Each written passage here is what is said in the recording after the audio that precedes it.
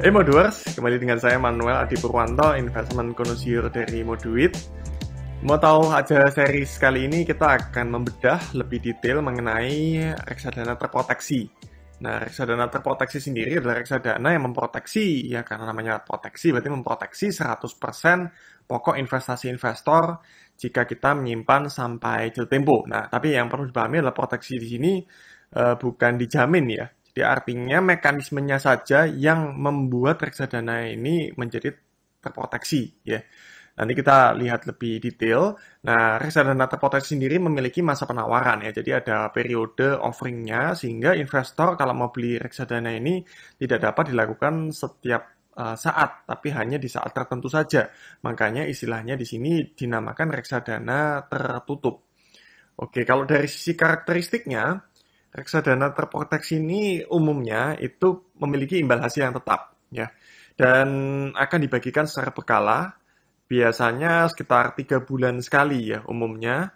Kemudian untuk jangka waktunya sendiri itu biasanya 1 sampai 5 tahun.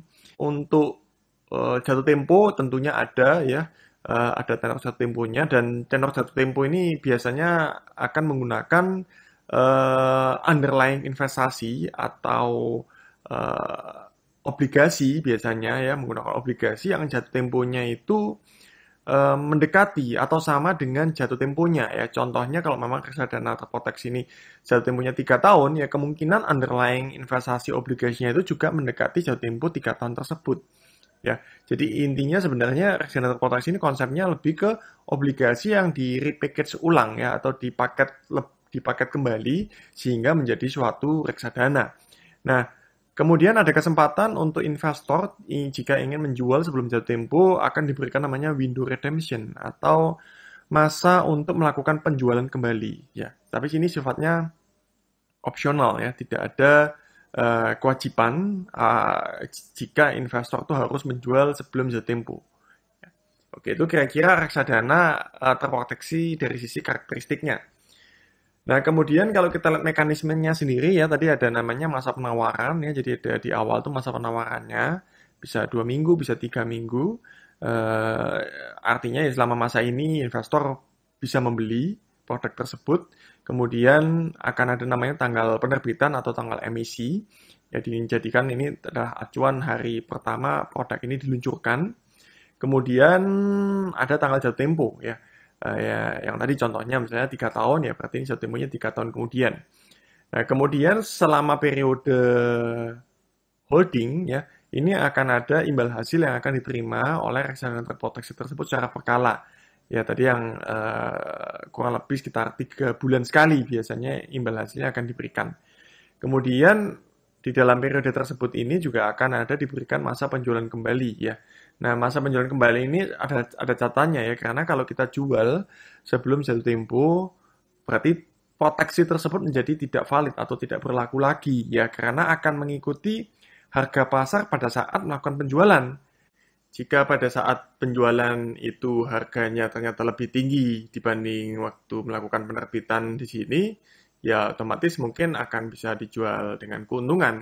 Ya, tapi kalau ternyata harga pasarnya lebih rendah daripada saat penerbitan, otomatis di situ akan menjadi kerugian ya, karena prinsip dasar underlying obligasi itu adalah jika sampai jatuh tempo maka harganya akan kembali ke face value atau harga awal, ya di mana di sini bisa dihitung ya berapa nilai yang bisa dihasilkan jika obligasi itu kembali ke jatuh tempo ya nilai dari keuntungannya ya.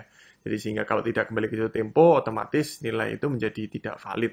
Nah, biasanya rata-rata lebih banyak seringnya adalah eh, turun ya nilai pokoknya jika dilakukan penjualan sebelum jatuh tempo. Kemudian kalau kita lihat dari alokasi portfolionya atau mekanisme pembagian portfolionya, biasanya dari investasi awal investor itu akan diinvestasikan 70 sampai maksimum otomatis 100% itu ke obligasi, ya bisa obligasi korporasi atau pemerintah. Cuman memang pada umumnya biasanya digunakan oleh obligasi korporasi karena memiliki imbal hasil yang lebih tinggi. Kemudian sisanya otomatis juga bisa diinvestasikan ke pasar uang ya, artinya tidak harus diinvestasikan semua ke obligasi, itu bisa dilakukan juga, baik ini ke deposito ataupun ke tabungan, ataupun hanya ke SBN ya, atau surat berharga negara yang jatuh temponya di bawah 1 tahun ya. Jadi itu juga bisa dilakukan oleh manajer investasi strateginya. Kemudian harapannya adalah obligasinya nanti akan pada saat jatuh tempo akan kembali ke nilai awal 100%. Kemudian instrumen investasi yang pasar uangnya juga otomatis di sini kan ada perlindungan modal juga ya. Sehingga di total 100% investasi akan didapatkan pada saat jatuh tempo, sehingga bisa dikatakan terproteksinya adalah karena mekanisme fitur dari produk tersebut memang memungkinkan untuk adanya kembali ke harga awal ya. Kemudian kalau kita lihat di sini ada tambahan dari sisi hasil investasi, di mana ini lebih banyak diperoleh dari kupon ataupun bunga dari deposito jika ada penempatan di deposito. Oke, kemudian kita lihat contoh reksadana terproteksi. Ya di sini ada reksadana BNI AM Proteksi Ebony. Ya, jenisnya reksadana terproteksi dikeluarkan oleh BNI Asset Management, di mana di sini bank custodian yang melakukan pencatatan adalah BCA. Ya, kemudian ada informasi mengenai pembagian dividennya adalah quarterly, berarti setiap 3 bulan sekali. Kemudian jangka waktunya 3 tahun dengan jatuh tempo 29 Oktober 2022 ya. Berarti launching atau penerbitannya itu 2019 ya, 29 Oktober 2019. Nah, kemudian ada kesempatan untuk dijual kembali setiap 12 bulan sekali ya, berarti ada 2 kali kesempatan dalam 3 tahun itu untuk melakukan penjualan sebelum jatuh tempo jika ingin diambil ya, karena tadi sifatnya opsional. Kemudian underlying-nya di sini kita lihat obligasi Waskita Beton ya, tahap 2 tahun 2019. Nah, berarti kalau kita lihat di sini ini jatuh tempo dari obligasi ini kemungkinan akan ada di periode tahun 2022 juga ya. Berarti serinya adalah seri obligasi 3 tahun juga. Nah, ini adalah informasi mengenai bank custodiannya. Kemudian imbal hasil yang diberikan adalah di 7,5% per annum ya. Ini target imbal hasil pada saat peluncuran. Oke, kemudian ada informasi lainnya, seperti yang tadi mungkin juga saya sudah sampaikan mengenai kebijakan berinvestasinya. Nah, mungkin kita akan lihat keuntungan dan risikonya seperti apa di reksadana terproteksi.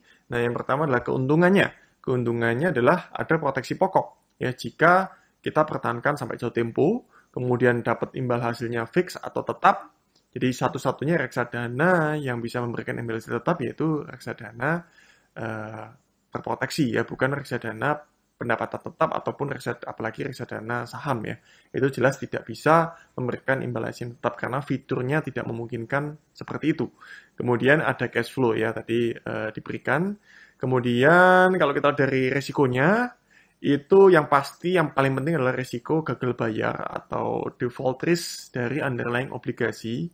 Ya ini menjadi risiko yang perlu diamati, makanya yang paling penting nomor 1 adalah melihat apa sih underlying dari obligasi yang dipegang, apakah cukup kredibel, apakah ratingnya itu cukup oke. Kemudian kita juga lihat kekuatan dari perusahaan tersebut. Ya ini penting sekali. Kemudian risiko berikutnya adalah tidak dapat dicairkan sewaktu-waktu seperti reksadana terbuka ya. Otomatis ini akan ada risiko likuiditas karena tadi harus menunggu window redemption untuk melakukan pencairan. Itu pun kalau bisa dilakukan pencairan sebelum jatuh tempo ada risiko dari kerugian pokok. Nah, mungkin hal yang lain juga bisa berubah dari target imbal hasilnya adalah jika ada peraturan yang berubah ya. Contohnya di sini misalnya ada perubahan dari peraturan perpajakan ya, ada kenaikan dari PPh final, otomatis itu akan mengurus dari return yang akan diterima di periode berikutnya. Oke, mungkin ini beberapa hal yang penting dari sisi keuntungan dan risikonya. Oke, saya kira itu saja mengenai reksadana terproteksi. Terima kasih buat modulers yang sudah mengikuti video ini. Jangan lupa sekali lagi di subscribe untuk modulers yang belum subscribe. Dan juga silakan di komen jika ada pertanyaan. Salam Moduit.